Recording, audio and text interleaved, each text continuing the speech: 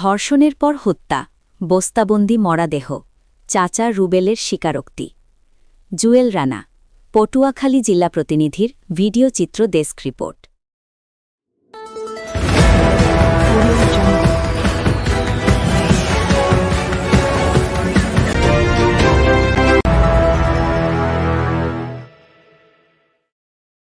পটুয়াখালীর রাঙ্গাবালিতে স্কুলছাত্রী আয়েশা মনির বস্তাবন্দি মরদেহ উদ্ধারের ঘটনায় বেরিয়ে এসেছে চাঞ্চল্যকর তথ্য।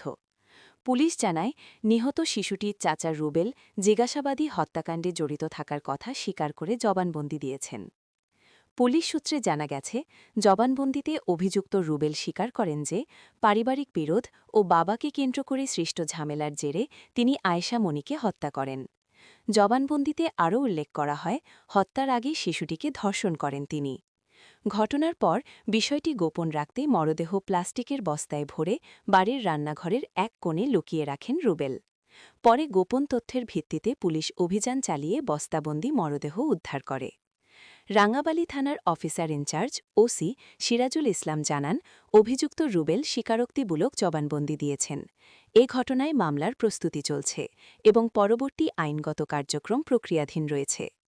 এই মর্মান্তিক ঘটনায় এলাকায় তীব্র চাঞ্চল্যের সৃষ্টি হয়েছে। দ্রুত ও দৃষ্টান্তমূলক বিচার দাবি করেছেন স্থানীয়রা। চলনবিলের সময়ের প্রতিচ্ছবি। আমরা যাকে গ্রেপ্তার করেছি গভীর শেষ রাত্রে ও স্বীকারোক্তিমূলক জবানবন্দি দিয়েছে।